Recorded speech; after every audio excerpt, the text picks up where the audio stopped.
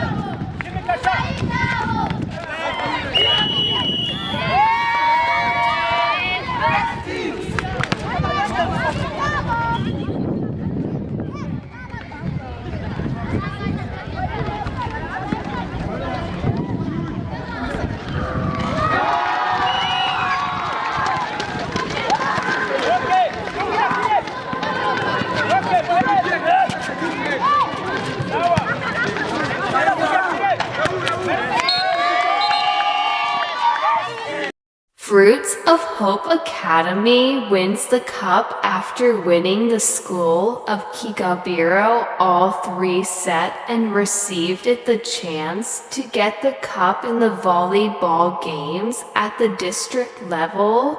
Our children keep going and achieve more good thing. Thank you.